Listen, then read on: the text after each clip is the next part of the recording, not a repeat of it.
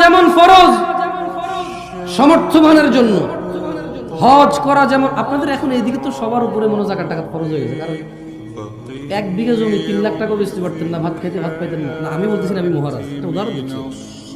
এখন জমির শতক চলে 10 লাখ, 3 শতক বেচতে 30 লাখ, স্বর্ণের ভরি 1 লাখ, 30 ভরি স্বর্ণ পাওয়া যায় বলিয়া।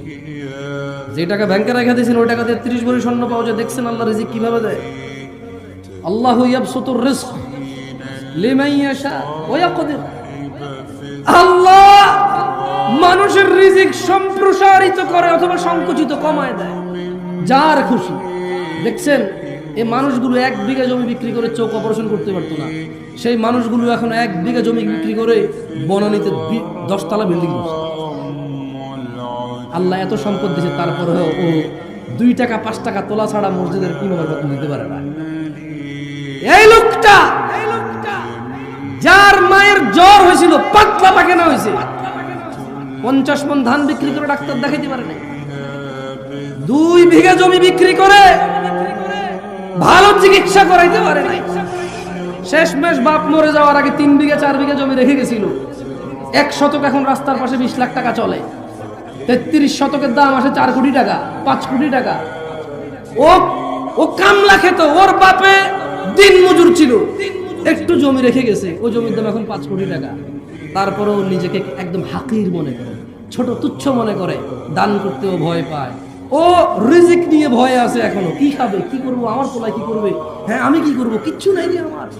মসজিদে দিয়ে দিলে কি হবে, মাদ্রাসা দিয়ে দিলে কি হবে। হুজুররা হুজুর ভাড়া করে নিয়ে আসে, হুজুররা হুজুর হায়ার করে নিয়ে আসে, তারপরে বলে মারহাবা মারহাবা মাবুদ। উত্তর পাড়ার আব্দুল জলিল মিয়া 10,000 টাকা দিয়েছে মাবুদ। তার বাপে জুয়ারি ছিল, বেনামাজি ছিল, যত কিছুই ছিল, 10,000 টাকার বিনিময়ে তুমি তারে জান্নাত দিয়া দাও।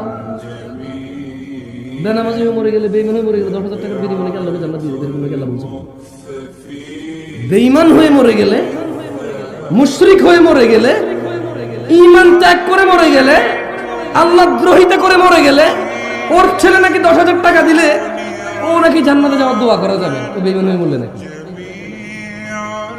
হ্যাঁ, কিছুই তো ছিল না আপনাদের, কি ছিল? 5 বিঘা জমিতে কয় মণ ধান পেতেন? 10 বিঘা জমিতে কয় মণ ধান পেতেন?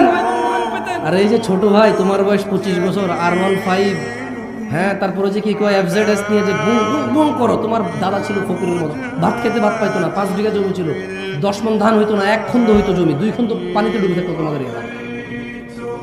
অথবা মরুভূমি ছিল।